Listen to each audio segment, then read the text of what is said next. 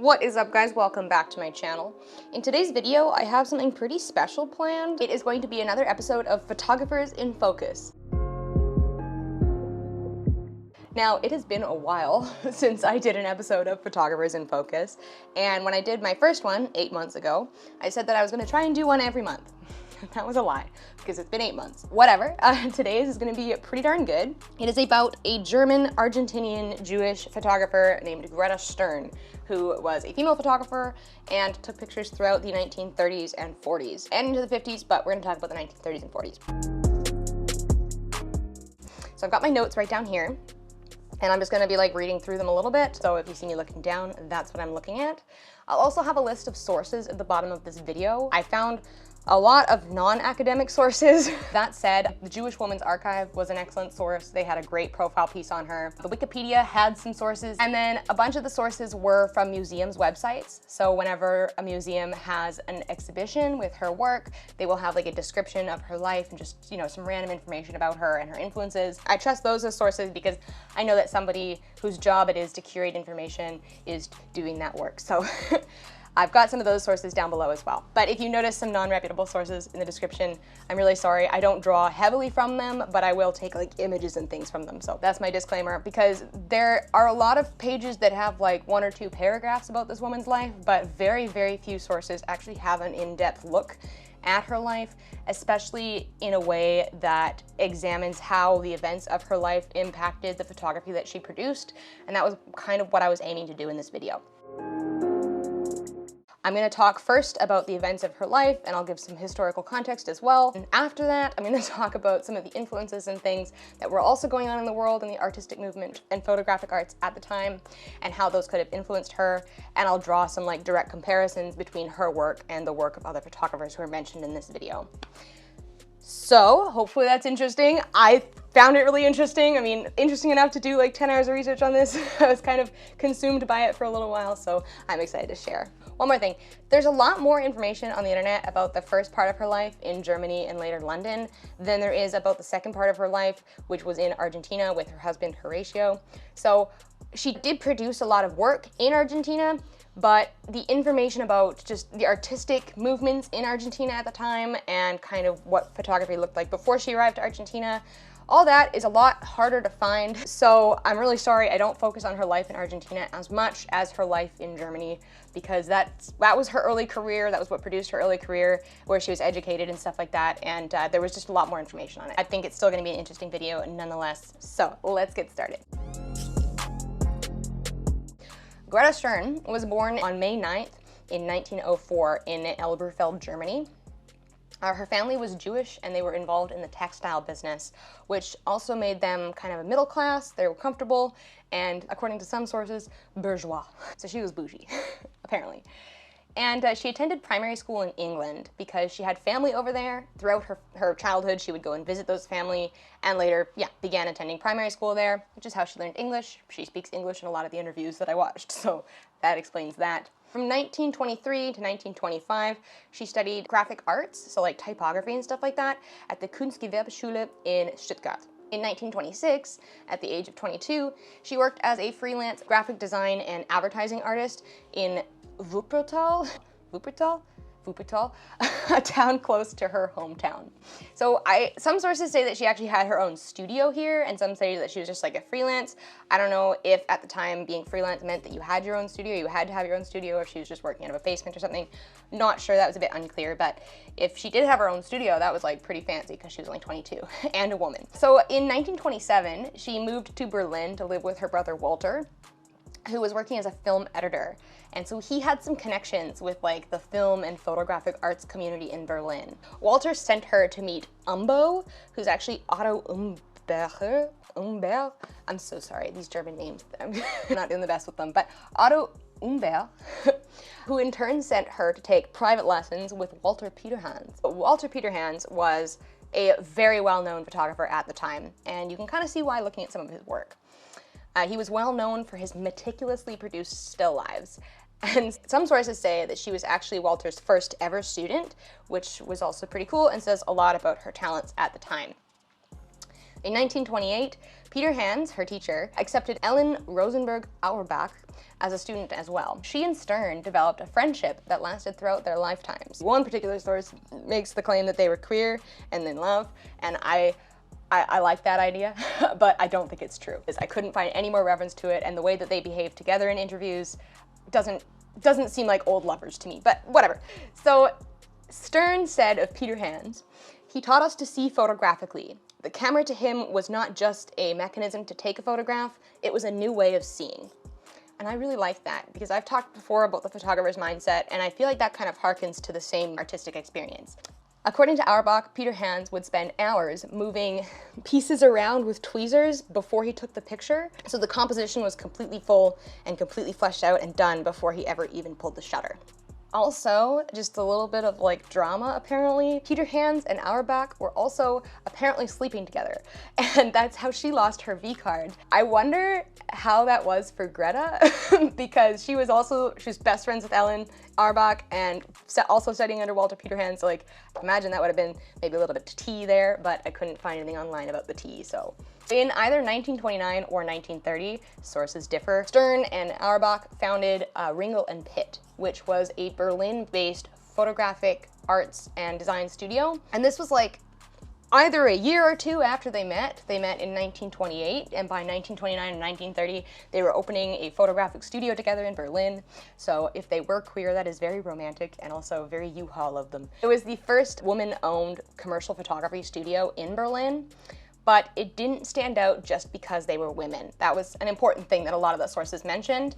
There were a number of famous female photographers in Germany at the time, so it wasn't incredibly unusual for them to be women, but it stood out because their photos did something completely new with the art form. They really had a pioneering style that was innovative and appealed to advertisers because it was something that nobody had really seen done before, which is pretty cool. And I'll talk a little bit more about that later, particularly about their depictions of women and the female gaze. So they produced a ton of advertisements at this point, and a lot of them are really, really cool and things that you would not see in today's modern advertising landscape, like, at all. The name of their studio was Ringel and Pitt, and that came from their childhood nicknames. So Grete Stern had been called Ringel. And they decided that naming the studio after their birth names, Stern and Rosenberg, sounded too much like a Jewish clothes manufacturer, which is funny because I suspect that's what Grete Stern's parents were, is Jewish clothes manufacturers. So I can kind of see why they didn't want to go there. The name Ringel and Pitt also disguised their genders. I'm not sure if they did that on purpose, but you couldn't tell that it was a woman-owned photography studio by the name. Stern got some money from an inheritance, and I couldn't find sources on who died and left her this money, but this inheritance money allowed her to buy equipment from Walter Peterhans, which allowed them to open this studio. And they decided, Ellen and Grete decided, that they were going to sign all of their work together. So all of the work that comes out of Ringel and Pitt is signed Ringel and Pitt. We don't know which one of them pulled the shutter, but in many interviews they've said that it doesn't really matter because they composed the images together. So whoever pulls the shutter at the end of the day was just, you know, operating a mechanical device. The photograph itself was created by the two of them. I thought that was pretty cool. Their advertising work departed from current photographic styles by using objects, mannequins, and figures in really unique ways. I'll definitely show you some of that a little bit later as well. But yeah, so in 1930, Walter Peterhans was named Master of Photography at the Bauhaus School in Dessau. So the Bauhaus School, I'm going to talk about that later. Put a pin in that because that's really, really cool and I'm excited to talk about it. But yeah, so he was the master of photography there, and that was pretty huge considering the historic impact that the Bauhaus School would have on arts in the 20th century. In the 21st century, I mean, we're still feeling the impacts of it. So Stern followed Peterhans to Dessau to continue studying under him, and Auerbach kept running the studio in her absence. Every time I say Auerbach, I think of the Pokemon Auerbach. Anyway, Auerbach kept running the studio in her absence back in Berlin. In Dessau, Stern met an Argentinian photographer and fellow Peterhans student, Horacio Coppola. This man, Horacio Coppola, would later become her husband. 1 year later, Stern returned to Ringel and Pitt to continue working with Auerbach. But 1 year after that, in 1932, she went back to Dessau to continue studying under Peterhans. So she was kind of going back and forth, studying, applying her craft, studying, applying her craft.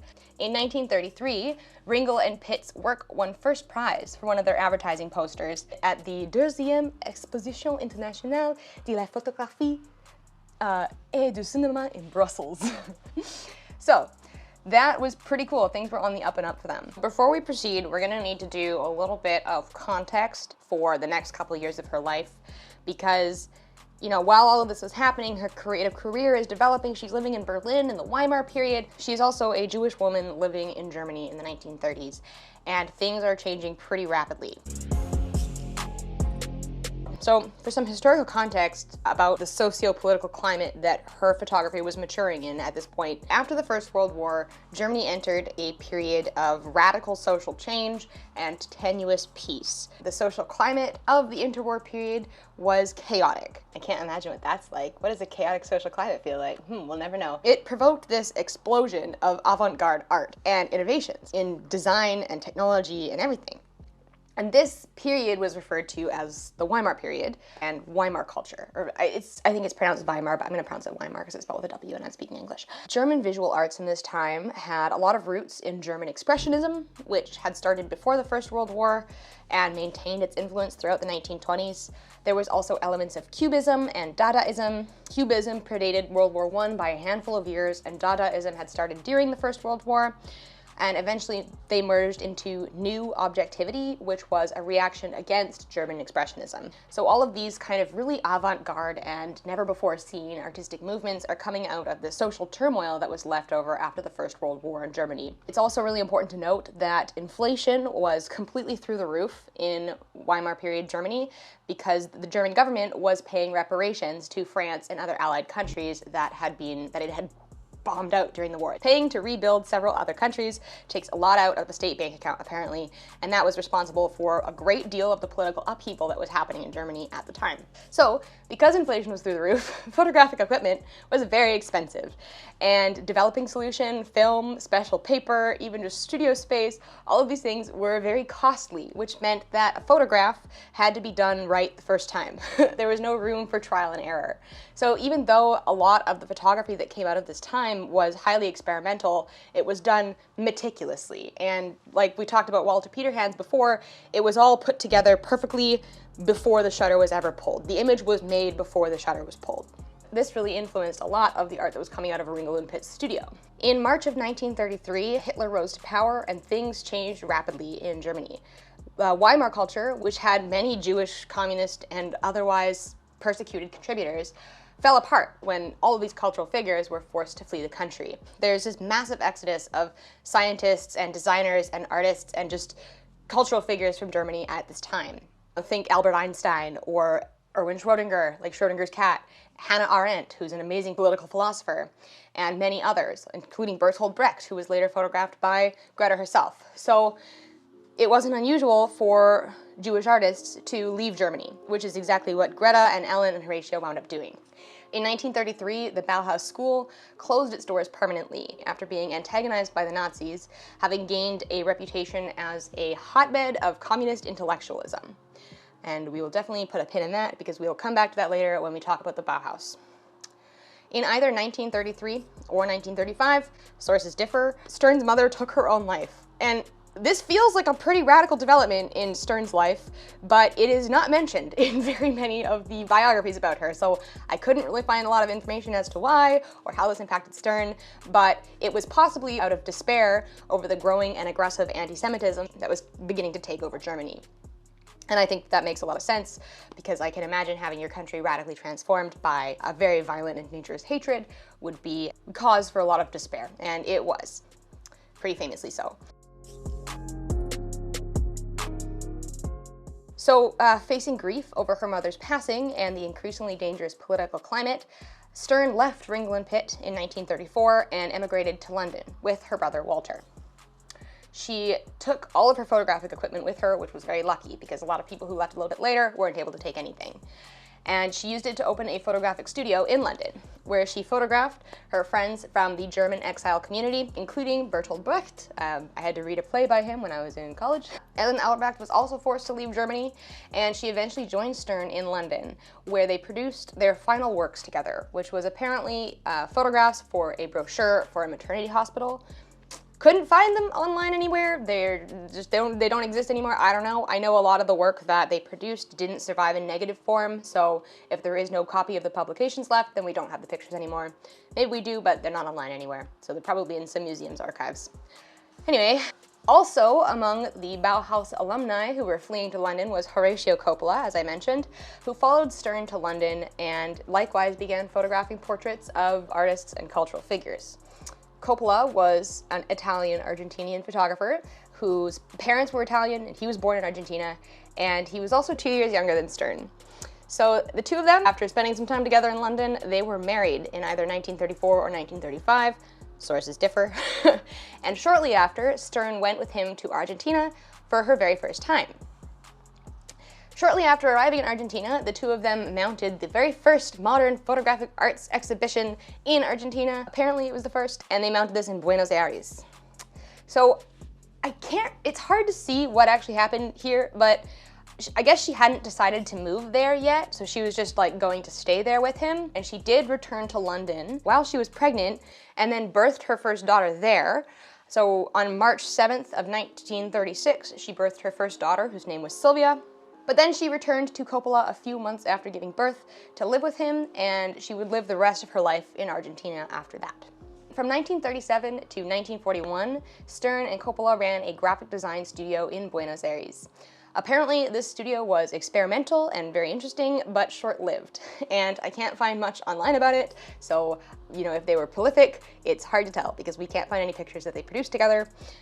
I can't anyway, and I tried really hard, so yeah, can't find any examples of the work they produced together, but they were both really talented photographers. I mean, look at some of the stuff that Horacio Coppola was producing. You know, it was honestly a little bit difficult not to kind of spend a lot of time honing in on the details of his life as well, but I wanted to keep this video kind of as truncated as possible. So we're not gonna talk about him much, but his work is really cool. Anyway, so at that time, before they had moved there, there were no other advertisement agencies in Buenos Aires, so they are credited with bringing the modern photographic art form to the city and later to the country, which is cool. In 1940, the couple moved to a modern designed house in the outskirts of the city that had a complete studio, naturally lit, as well as a dark room, so they were kind of set up. And later that year, their son, Andres, was born.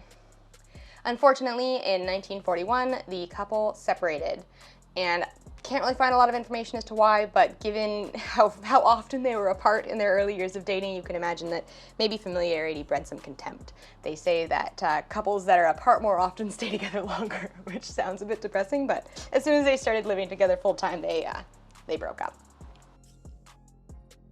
Stern did not give up photography by any means after this, and in 1943, she presented her first solo exhibition, which was comprised of portraits. I found this piece that says her portrait stood out against the overlit pictures that were present in Argentina at the time.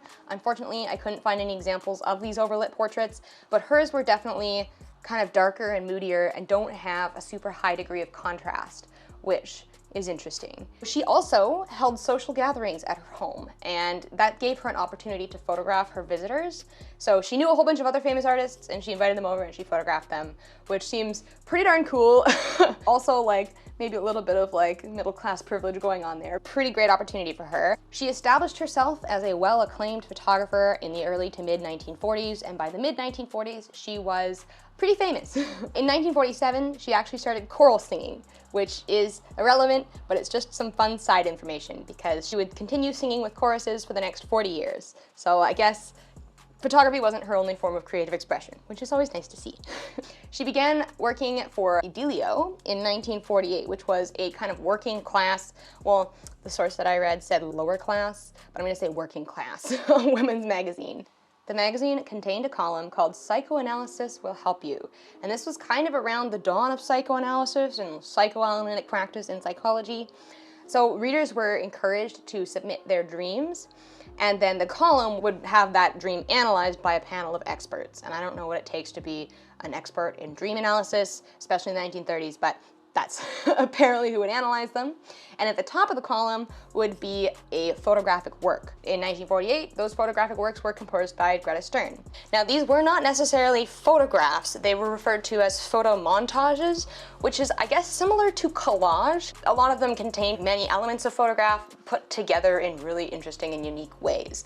So it wasn't strictly photography, but it was definitely photographic arts. And at the time they didn't have Photoshop or anything like that, so this style of art was pretty unique, and it still is pretty unique. I mean, some of the works that she composed are pretty darn cool. Between 1948 and 1951, she composed around 150 of these images, but unfortunately only 46 of them survive as photo negatives. So a lot of them, we only have the scans of the pictures that were printed in the magazines themselves, which is unfortunate because a lot of them, the ones that we do have the negatives of, are really, really good quality, and it's really, really cool to see because they look like something that could have been taken now, and that's the beauty of film, but whatever. 150 of these in like 3 years is pretty impressive. Oh, and they were called Los Sueños, which I think means the dreams. Los Sueños. Los sueños. Los sueños. Los Sueños. Okay, so they were called the dreams because they were interpretations of people's dreams. These montages are said to have hinted, or sometimes flat out described, women's oppression and submission in Argentinian society. And you can kind of see that in a few of them, particularly this one, electrical appliances for the home. That's just straight up like a man using a woman for the same thing that he would use an object for. Or this one as well, it's a man's hand using a woman for something that an object would be used for. So a lot of really interesting stuff like that, and we'll talk about the feminist kind of connotations of her art pretty quick here. But anyways, so in 1959 to 1985, she taught photography at the National University of the Northeast in Resistencia. In 1964, she obtained a grant from the Fondo Nacional de las Artes to travel throughout the northeast of Argentina, where she documented the lives and daily activities of the indigenous people who lived there. Now, her interest in this was documenting the poor living conditions of these folks and also the quality of their craftsmanship and the artistic products that they produced, in the hopes that this would help change their situation somehow, or at least provoke a public eye to look at their situation and maybe do something about the way that they were living. But unfortunately, it did not precipitate much change, but good on her for trying, I suppose. In 1965, her son, Andre, commits suicide when he was at age 25. So this was the second really, really close family member to her to commit suicide. And I can imagine that had an incredible impact on her psyche. But unfortunately, I cannot find any examples of photographic work that she produced after this time. So I would love to have a look and see how this kind of grief impacts someone's artistic product, but we can't because it's not online. So that sucks. I couldn't find anything from her later years, like, 1960 on. So she did apparently continue to produce photographs up until 1985, when she retired from photography and from teaching. She did live another 14 years though, and she died eventually at the age of 95 on Christmas Eve in 1999. So she was so close to seeing year 2000. I feel pretty bad that she missed it by like 6 days, 7 days. But yeah, so that concludes the timeline of her life. I would like now to talk about some of the influences in her work, because I had a lot of fun putting this piece together. Most of the work that I look at is actually the work from Ringel and Pitt. I don't have too much looking at her Los Sueños, because I feel like out of all of the photographs that she has produced, the Los Sueños are the most analyzed. So we're going to talk more about the Ringel and Pitt ones. So the work that came out of Ringel and Pitt was obviously influenced by the social and political and cultural context of Berlin at the time. Berlin was the social and cultural capital of Central Europe. The Roaring 20s meets Weimar culture. You can kind of imagine how incredible that moment and that place and time must have been to be an artist. Stern and Auerbach were women who were seriously oppressed at the time. The 1920s was not a great time to be a woman, nor any time before that, nor much of the time after that. But that didn't seem to hamper her too much in the early years of her career, given the opportunities that were presented to her anyways. Like, she was running her own graphic design business at the age of 22. She was being accepted as a student by one of the most famous photographers in Germany at the time. So I think it might have been one of those situations where economic status supersedes other axes of oppression, because she was pretty comfortably middle class. But she and Auerbach were also often referred to as new women. So the new woman, or Neue Frau, was considered a global icon of modernity. Coco Chanel, or the American flapper archetype, are cultural characters who really embody the ideas of the new woman. Coco Chanel was like a Nazi sympathizer, but we won't get into that. The new woman, conceptually, she smoked, she drank, she gambled, she forgoed the corset, she wore trousers occasionally, and she lived as free a life as was possible for a woman at the time, which is not overwhelmingly free, but better than they had had it before. And of course, you had to be well off financially to be a new woman, because women who were living in poverty had been doing all of these things for quite some time and not getting much recognition for it. But now the rich women were doing it, so they were new women. Ringel and Pitt's work has been called feminist, and it definitely was, but more than that, I think it is an excellent example of the female gaze in photography. It's hard to deduce the female gaze in modern photography because we are all bombarded ad nauseum by this array of very male gaze-centric images that come from advertising spheres and just the constellation of images that we're exposed to online and things like that. So our current image landscape is very much colored by the male gaze, and I think that their work is actually a great example of what the female gaze looks like when it is relatively uncorrupted by the daily barrage of advertisements that we experience in modern life. Their work shows kind of what photography might have looked like if women had played a more consistent role in the formal development of the art form. So one thing that is really noticeable about the way that Ringel and Pitt incorporated women into their photographs is that they rarely treated women as static objects in their work. So if there was an instance where a woman's form played the same role as a static object, they would simply omit that form. A great example is these gloves. There's no hand to model them because you don't need the hand to model them. Or this hair ad, there's no woman in the frame whose hair is there simply to demonstrate the effect of the product. They are able to demonstrate the effect of the product and create a very compelling advertisement without kind of just using a woman's body as another object in the frame. I would really love to see this more in modern advertisements, and it's definitely not something that we see very often. So often, pieces of a woman's body will just kind of be dismembered and used in the frame without ever showing the woman and without having any use for that woman to even exist in the frame other than to be a single body part.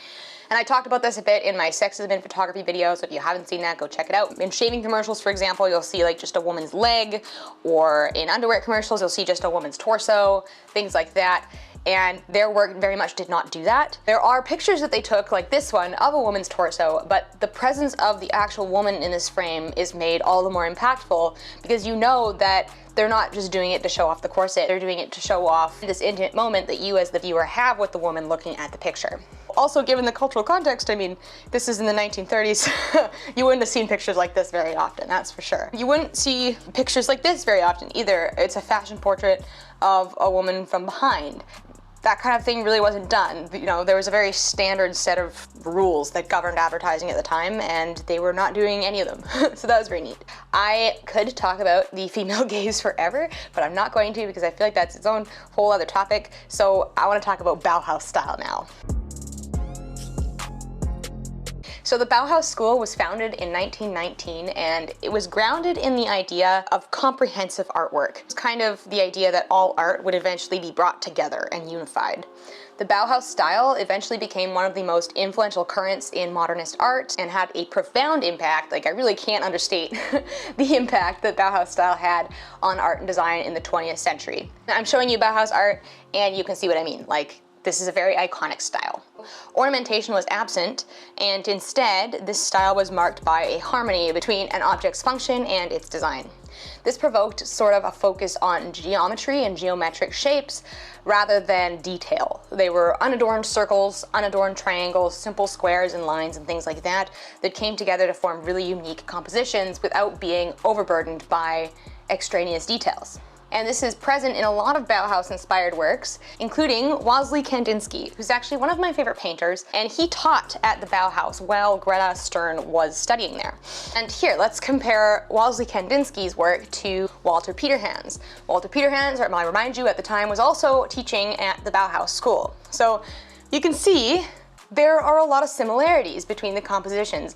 It's hard to describe why these compositions are similar, but they do contain very similar elements. When you compare Kandinsky to Grete Stern's photography, you can kind of see that there is a marked compositional similarity between these works, and they incorporate very similar elements. This self-portrait that Grete Stern took that incorporates these triangles and has these kind of lines of light and circles and things in really interesting ways, and they are abstract elements even though they are objects that exist within the material world. I think that's pretty cool. It's like this materially grounded way of creating abstract art. pretty neat. That was this picture was one of the things that kind of sold me on talking about Grete Stern. So yeah, Kandinsky, great influence. I think it's also safe to say that the Bauhaus was a politically left-leaning school, as I think schools tend to be. Its founder would insist that it was apolitical, but many of the students and teachers at the Bauhaus were influenced by the cultural experimentation that was going on in Russia after the First World War. So remember, Russia kind of went through a revolution in 1917 that influenced culture quite a bit across Europe, not just in Russia. They were trying some new things out, basically, and that was catching the eye of a lot of different artists and political thinkers, cultural figures in Germany. I noticed that some of Stern and even some of Peterhans's compositions reminded me of one particular piece of Soviet propaganda called Beat the Whites with the Red Wedge. So here's that painting. And I was like, okay, so I made this comparison between Stern's self-portrait and Beat the Whites with the Red Wedge. They have very similar compositional elements. The triangles, the circle, you got this line of light that cuts the frame in Stern's picture the same way as that kind of black line cuts the frame in the Red Wedge. So I was like, okay, why are these so similar? And I looked it up, and apparently El Lissitzky, who was the artist who painted the Red Wedge, served as the Russian cultural ambassador to Germany during the 1920s, and is said to have influenced many important figures of the Bauhaus movement. So his art and his art style kind of bled into Bauhaus style, and I'm sure that they influenced each other because there are really marked similarities. So I referenced above that the Bauhaus was considered a hotbed of communist intellectualism. And I really don't think that's the case. It seems more like it was a place for radical thought, for cross-border cultural collaboration, and innovative design, which is usually the sort of thing that tends to be read as a threat by fascism. We see that a lot in modern right-wing movements where they will say that universities are brainwashing kids into being liberals, and there's some kind of link between higher education and left-leaning thought, which I think says a lot about right-leaning thought, but that's not the point of this video. Yeah, so it definitely seems like the same type of thing. The Nazis were saying that this university was, oh, they're communists, they're all crazy communists, when in fact I think that they were just free thinkers who were open to many different ways of seeing the world. But it's interesting to think that this is the school that Stern studied at, because you can definitely see the Bauhaus influence in a lot of her work. Even her later work, which abandons the abstract elements of composition in favor of these photo montages, even the photo montages do bear compositional similarity to the Bauhaus forms. Even though they look completely different, they have the same sort of compositional balance. I can't explain it, but I thought that was really cool. So this is like my last little bit here, but comparing her work with Peterhans's work and Auerbach's work and Coppola's work, they all have this recurring element of eggs. And I don't know why. It's weird. It's a weird one. Why eggs? Mostly just 2 eggs. Like this one by Peterhans has a bunch of eggs. This one is not eggs, but it sure looks like eggs. Same with this one. And I don't know why. Like, and even when I was looking up Horacio Coppola's work, like later on, I saw this one and I was like, buddy, like, why eggs, man? So I don't get that. I think maybe because eggs are smooth and white and polished and kind of invoke a lot of the same feelings as like just a simple circle or abstract element in a painting might. I know a lot of Bauhaus style paintings contain these like very simple geometric elements, so it's possible that eggs are just a great real life example that is instantly recognizable, but is also containing all of these same kind of simple geometric elements. I don't know, I can't say. Maybe it was like a theme. I don't know if they were doing it on purpose or if they knew that they had all photographed eggs in this way, but it's very particular. Looking at a lot of the comparisons between Ringel and Pitt's work, Stern's work, and Peterhans's work, you can definitely see how Stern's work followed naturally from what she was being taught by Peterhans. In her early work, it was very two-dimensional, which Peterhans's work at the time was also very two-dimensional. Like this side-by-side comparison of the gloves, they're both very two-dimensional ways of creating a composition that includes gloves. Later on, with her photo montages, Stern sort of evolved into a more three-dimensional approach of photography. A lot of these have like different perspective play and things like that, and it kind of, I think, graduates beyond what Peterhans was doing. You know, Peterhans was great at his own thing, so no shade to him. He was definitely a talented photographer. I think overall, looking at her work compared to Peterhans's work and compared to the other students of Peterhans, Coppola and Auerbach included. I think it's a really interesting example of how artistic development is a matter of studying and then applying, studying and then applying. And so you can see how she's studying under Peterhans and then she's applying it. And that was very much what her early creative development in the 1930s was all about. You know, she was going back and forth between studying with him and going to work with Ringel and Pitt. Stern did an excellent job of that, clearly, because she was a very talented and very prolific photographer. Anyway, that's all I got. That was the whole video. It looks like it's pretty long. I had to restart the camera a couple times because my battery had died a couple times and my memory card. So yeah, this is my first time shooting with this camera and with this mic. Just bought this mic today. It was an impulse buy, but I'm glad I did. So let me know what you think of the new video quality. Even though there was some like focusing issues in the beginning, I think overall it went pretty well. Definitely going to do the rest of my videos like this as well. Yeah, so thank you guys so much for watching. Do put a like on this video, please. Leave a comment letting me know what you found most interesting, if there was something that I missed in the analysis section that you noticed that you'd like to kind of point out, something that you'd like to see a more in-depth video on in the future, or if you've got another idea for a photographer who I should cover in the next Photographers in Focus episode. There will be more, I would like to think. I really enjoy making these videos. They're just a lot of work. Anyway, yeah, thank you guys so much for watching. Take care, stay sharp, and don't forget to keep shooting and studying.